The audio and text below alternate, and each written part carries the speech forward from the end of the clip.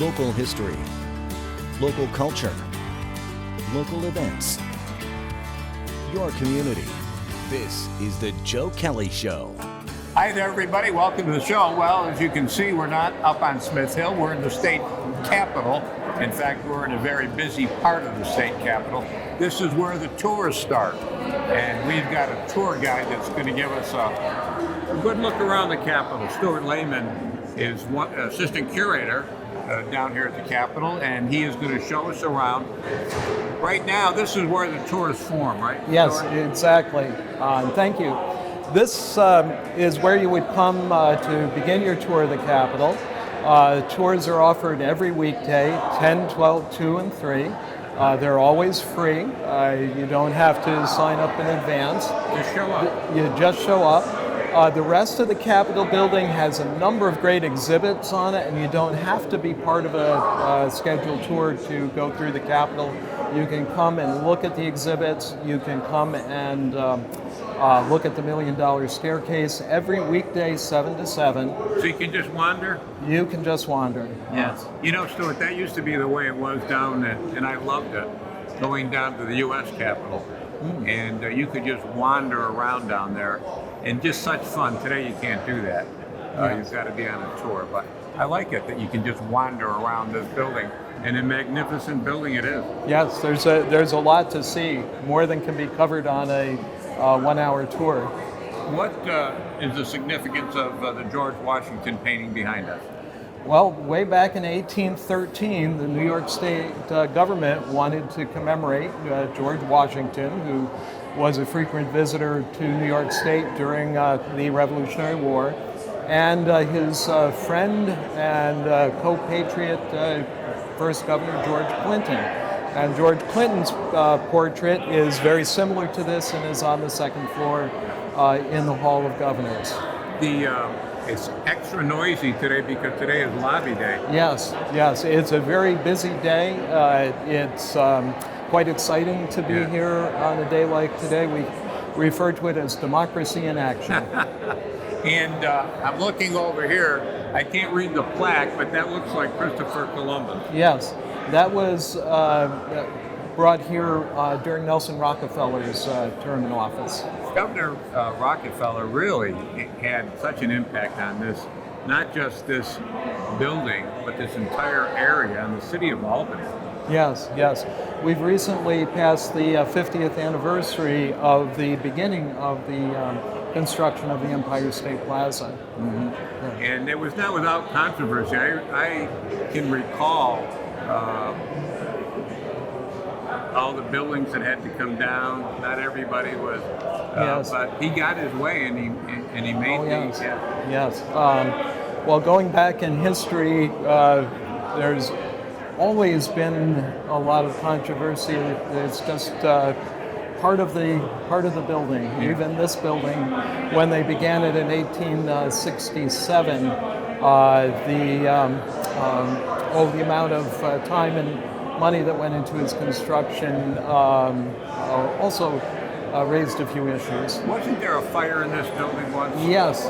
In 1911, fire broke out near the New York State Library, which was then in the building. It destroyed 500,000 books and 270,000 original colonial and early American documents. It was a devastating loss to the study of history in New York. I'm trying to remember my history. You correct me if I go astray here. But wasn't there was a night watchman or something? Yes, his name was Samuel Abbott. He died in a fourth floor corridor. He was almost to safety. Had he reached the Senate chamber, the firemen would have seen him and rescued him, but he was overcome and passed out shortly before that. Before we move on to our first site, what's your favorite part of this building? I would say the carvings on the $1 Million Staircase. There are an incredible amount of sandstone carvings, all done by hand by skilled craftsmen with standing on ladders and scaffolds, wielding hammers and chisels. Somebody told me, Stuart, I don't know if it's true or not, but you can tell me that a lot of those faces that were carved into the sandstone are faces of wives Yes. girlfriends, things like that. There are nearly 100 of them, and we call them the Capitol Unknowns because, unlike the famous faces that were carved, there were no names carved underneath them. So, in only a very few instances have we been able to figure out who the faces actually belong to. The number of sculpture people that worked on that, do we know how many people worked? It varied over time, and sometimes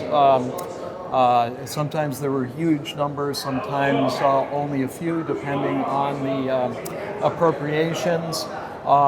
There were at times as many as 600 people working on stone, but not only very few, very elite, were actual carvers, because it took quite a bit of skill. It was very different skill than a mason or a stone cutter.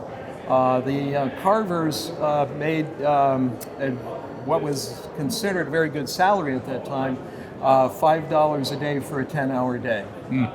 Stuart, this building sits right on the top of a hill. Is there a name for this hill?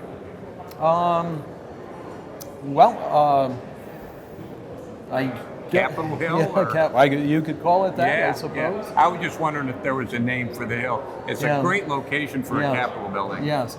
Initially, back in the 18th century, this was kind of the open area, almost like a village green, where the militia practiced and where gatherings and fairs and things of that nature were held. They didn't build a building here until the years 1807 to 1809, and it was a much smaller, plain federal-style building that soon proved too small and too plain for the government of New York. So in 1867, they began construction of this building. They broke ground. It was thought it could be done for under $5 million in about 5 years. Unfortunately, it went a bit over time and over budget. It took over $25 million, back when $25 million was worth quite a bit more, and took around 32 years for the construction. Stuart, where are we going to go next on our tour? What are we going to see? We're going to head to the Senate chamber. All right, we're going to take a short break, and then we're going to go see the Senate chamber. Stay with us, everybody.